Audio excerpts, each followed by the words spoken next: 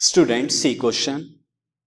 In given figure, xy and x dash y dash are two parallel tangents to a circle with center O and another tangent AB with point of contact C intersecting xy and at A and x dash y dash at B. Prove that angle AOB is equal to 90 degree.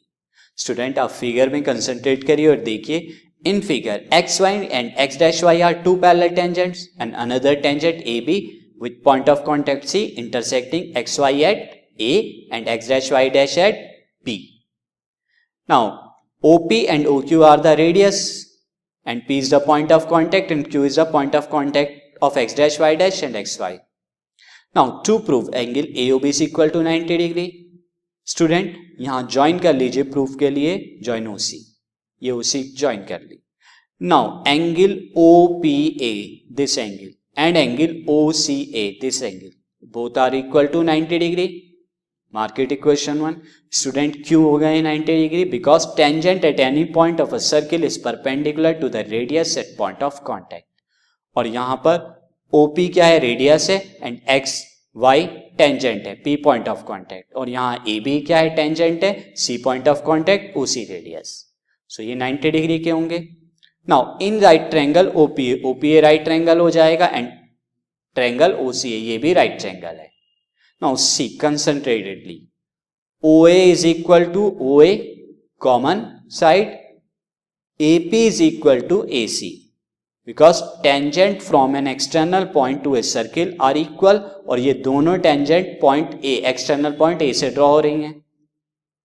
Therefore triangle OPA is congruent to triangle OCA.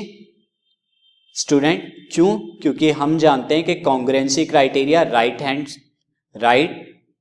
Circle, right triangle, hypotenuse and side RHS उससे congruent हो गए.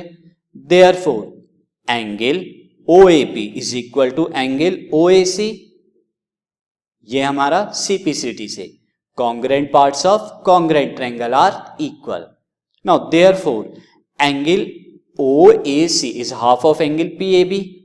ये PAB का half होगा. यहां पर OA क्या एक बाइसेक्टर का काम कर रही है, इसी वजह से दिस इंप्लाइज जब दोनों बराबर हैं तो ये क्या होगा? पूरे एंगल PAB का हाफ होगा. Market equation 2. Similarly student OB क्या होगा? बाइसेक्टर होगा एंगल QBA का. तो हम लिख सकते हैं angle OBC is half of angle QBA. Mark it equation 3. Now see, XY is parallel to X dash Y dash and AB is a transversal. ये transverse का काम कर रही है. So angle PAB plus angle QBA is equal to 180 degree because sum of the consecutive interior angle on same side of the transversal is 180 degree. ये property होती है student. Now half से multiply कीजिए इस equation को. Half of angle PAB plus half of angle QBA is equal to half of angle 180 degree, that is 90. Now from equation 2 and 3, half of angle PAB is equal to angle OAC and half of QBA is equal to angle OBC is equal to 90 degree. Now in triangle OAB, angle OAC plus angle OBC plus angle AOB, ये तीनों इस triangle के angle हैं, is equal to 180 degree. Angle sum property of triangle.